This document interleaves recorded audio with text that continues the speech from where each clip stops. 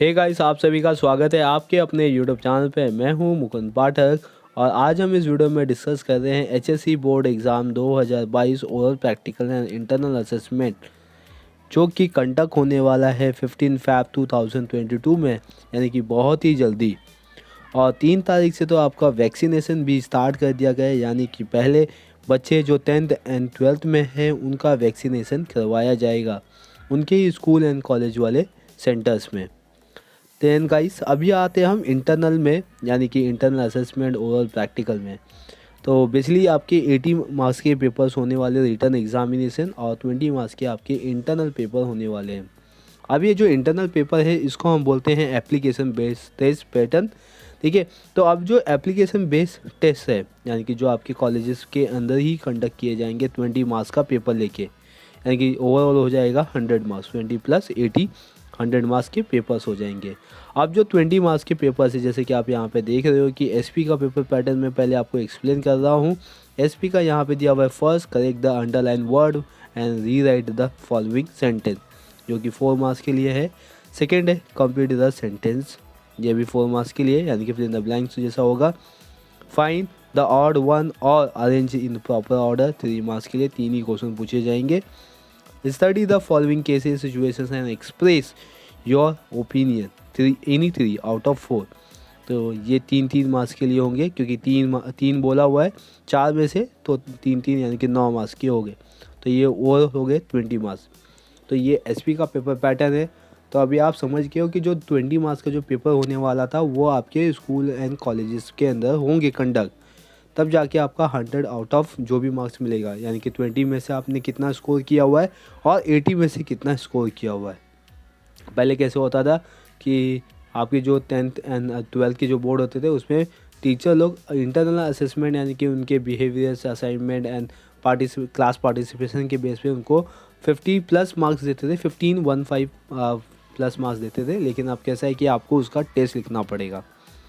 Next one है अभी maths and statics, ठीक है, जो कि उसका कोड है 88। ठीक है, अब जो मैथ्स एंड स्टैटिक्स के बच्चे हैं उनके लिए एक ये बोलते हैं अपॉर्चुनिटीज़, या एक बोल सकते एक बेनिफिट है कि उनका जो प्रैक्टिकल है, उनको एक प्रैक्टिकल बुक मिली है, तो वो प्रैक्टिकल बुक क्या करना है, उनको सबमिट करना है, सिर्फ उसका ही उनको मार्क्स मिलेगा, यानी कि वो उनके 20 मार्क्स के बराबर होंगे। राइट, तो इन मैथ्स के लिए कोई अलग से आपको कुछ एग्ज़ाम्स नहीं है, उसके लिए सिर्फ आपको प्रैक्टिकल बुक जो है वही उस पर ही आपको 20 मार्क्स का कवरेज देगा। ठीक है, तो यहाँ पे जो मैथ्स के टीचर्स है वो आपके असाइनमेंट चेक करेंगे, उसके हिसाब से आपको मार्क्स देंगे। नेक्स्ट वन है आपका bookkeeping and accountancies. Bookkeeping and accountancies में आपको एप्लीकेशन के बेस पे दिया गया है, 1 घंटे का पेपर है, 5 मार्क्स के लिए है, यानी कि 4 क्वेश्चन पूछे जाएंगे। आप यहाँ पे देख सकते हो क्वेश्चन नंबर 1 के अंदर 3 पार्ट है। Question number 2 prepare a specimen और बिल ऑफ एक्सचेंज दिया गया है, यानी कि सिर्फ स्पेसिमैन बनाने आएगा, 5 मार्क्स के लिए। और क्वेश्चन नंबर 1 के अंदर 3 है, ट्रू फॉल्स है विथ रीज़न है, तो 2.5 मार्क्स ईच कैरी होगा, तो मतलब 2 ही क्वेश्चन अटेंड करने हैं आपको 5 मार्क्स के लिए। Select the correct option and re right the sentence, 5 question आएंगे, 5 को री राइट करना है एंड कैलकुलेट द फॉलोइंग। तो ये आपके टोटल हो गए 20 मार्क्स के बुक कीपिंग एंड अकाउंटेंसी के। तो आपको बुक कीपिंग एंड अकाउंटेंसी में क्या करना है कि calculate the following, true false with reason, ठीक है, ये सब भी आपको बाहर करना है साइड बाय साइड। और जो बिल ऑफ एक्सचेंज है जो कि डिसोल्यूशन के ऑप्शन में है, तो बहुत सारे बच्चे क्या कर रहे हैं कि डिसोल्यूशन को अटेम्प्ट करना पसंद कर रहे हैं, क्योंकि dissolution as compare to the bill of exchange easy जा रहा है। तो आप डिसोल्यूशन तो अटेम्प्ट कीजिए, लेकिन बिल ऑफ एक्सचेंज का स्पेसिमैन पे भी प्रैक्टिस करते रहिए, क्योंकि वो इंटरनल एग्ज़ाम्स में प्रैक्टिकल में पूछे जाएंगे, तो वो भी आपके लिए इंपॉर्टेंट है। क्योंकि जैसे आपका 80 मार्क्स इंपॉर्टेंट है, वैसे ही आपका 20 मार्क्स इंपॉर्टेंट है। दैट इज़ में एक सिंपल सा फॉर्मेट है। अगर आप सोच के चलो कि आपका टोटल 100 मार्क्स का पेपर कंडक्ट किया जा रहा है, ठीक है, तो टोटल आपके 100 मार्क्स के पेपर कंडक्ट किए जा रहे हैं। चलिए नेक्स्ट वन है इकोनॉमिक का पेपर्स। ठीक है, इकोनॉमिक के पेपर में भी आपका सेम कंडक्ट किया जाएगा, 20 मार्क्स के आपके इंटरनल्स कंडक्ट किए जा रहे हैं। अब इकोनॉमिक के अंदर भी सेम क्वेश्चन है कि आपका जो एमसीक्यूज या जो आपके ऑब्जेक्टिव क्वेश्चंस बनते हैं वही पूछे जाएंगे 20 मार्क्स के पेपर्स में भी। तो आपको मतलब फोकस करना है आपके ऑब्जेक्टिव क्वेश्चन में भी, एक तो इंटरनल में भी पूछे जा रहे हैं, सेकेंड थिंग आपके बोर्ड एग्जाम में भी मार्क्स में उतने भी, यानी कि 20 या 10 से 12 मार्क्स तक का ऑब्जेक्टिव कवर किया जा रहा है। तो यानी कि आपके ऑब्जेक्टिव अगर देखा जाए ओवरऑल कि 100 में से कितने मार्क्स के लिए ऑब्जेक्टिव पूछे जाएंगे। तो 100 में से 35 मार्क्स आपके सिर्फ ऑब्जेक्टिव्स पे जा रहे हैं। दैट इज़ में आपका पासिंग मार्क ही 35% है, यानी कि 35 मार्क्स है। तो आप इजीली, अगर आप MCQ में भी ध्यान देते हो तो आप इजीली बहुत ही अच्छे तरीके से, बहुत ही अच्छे मार्क्स से पास हो जाते हो। बस आपको थोड़ा सा फोकस करना है आपके अपने स्टडीज़ पे, किस तरीके से स्टडी करनी है, कैसे अपने सिलेबस को कंप्लीट करना है। इसमें मैं बहुत जल्दी वीडियो लेके आ रहा हूँ। अगर आप चैनल को सब्सक्राइब नहीं किए हो तो चैनल को सब्सक्राइब कर लीजिए, बेल आइकन प्रेस कर लीजिए, ताकि आपको इसी तरीके का नोटिफिकेशन मिलता रहे। तो चलिए नेक्स्ट देख लेते हैं इकोनॉमिक का। इकोनॉमिक में उसको 5 पार्ट में डिवाइड किया हुआ है। इसमें choose the correct option 4 marks के लिए, find odd word 4 marks, complete the correlations 4 marks, give economic term 4 marks, study the following situation and express 4 marks के लिए, 2 मार्क्स फॉर ईच सिचुएशन। यहाँ पे आपको सिचुएशन दिया हुआ है, ठीक है, यानी कि आपको एक केस स्टडी दी जाएगी, उसको रीड करना है और उस सिचुएशन को समझना है और उसका आंसर लिखना है। बस इतना ही करना है। 2 मार्क्स के लिए दिया जाएगा। दैट इज़ में आपको कुछ ज़्यादा लिखना नहीं है, उस सिचुएशन को समझना है कि अगर वो इकोनॉमिक कंडीशन के अंदर ऐसा है तो उसका वाइस एंड वर्सा या उसका डायरेक्टली इम्पैक्ट क्या हो सकता है इकोनॉमिक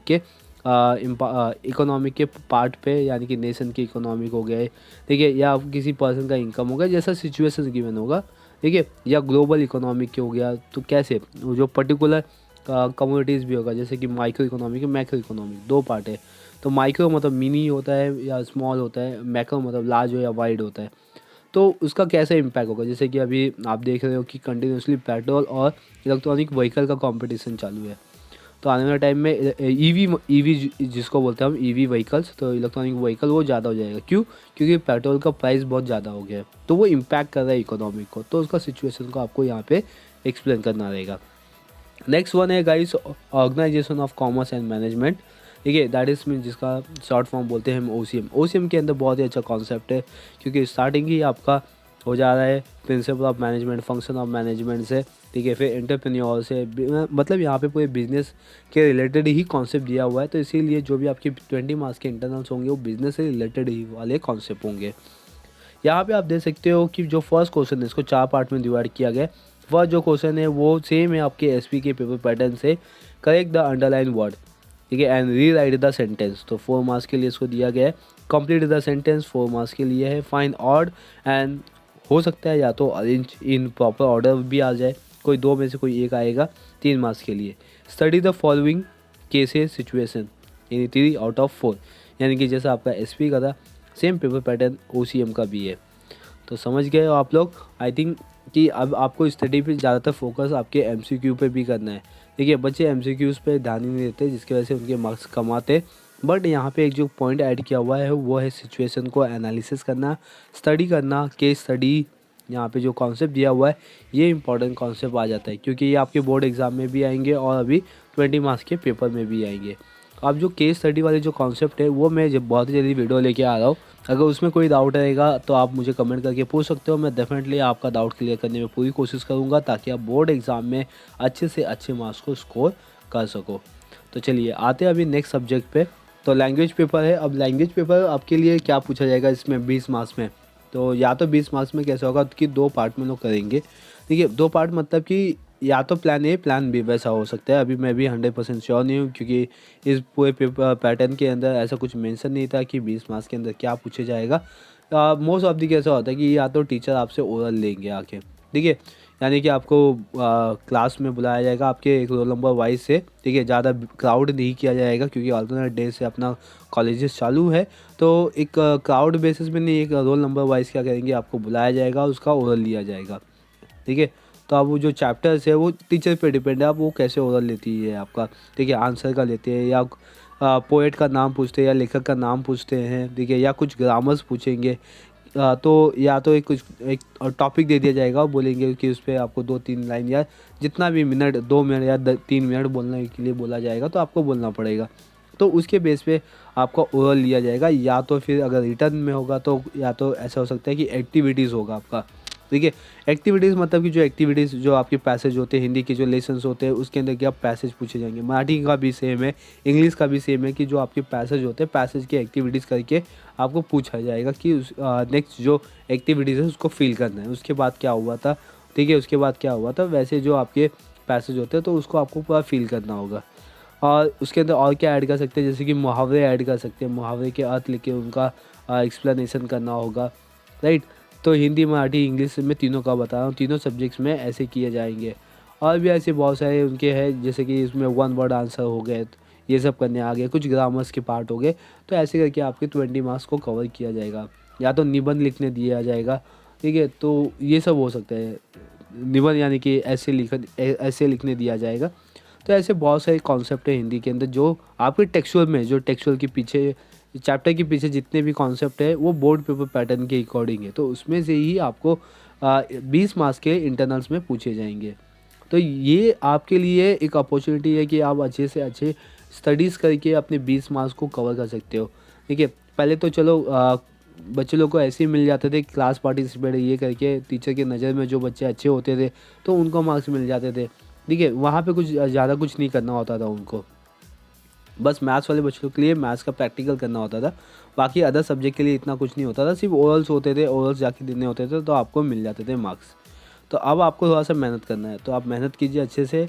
आउट ऑफ 100 मार्क्स में से देखिए कितना मार्क्स आते हैं, आप कितनी स्टडी करते हो, तो कैसे स्टडी करें, कैसे अपने पूरे सिलेबस को कवर करें, ठीक है, क्या स्ट्रैटेजी बनाएं, कौन सा अपना प्लानिंग होना चाहिए, कैसे हम इम्प्लीमेंट करें उस प्लानिंग पे, क्या हम 2 महीने में अपने सिलेबस को कवर कर सकते हैं। तो ये जितने भी आपकी क्वायरीज़ है उस पर मैं बहुत ही जल्दी वीडियो लेके आने वाला हूँ।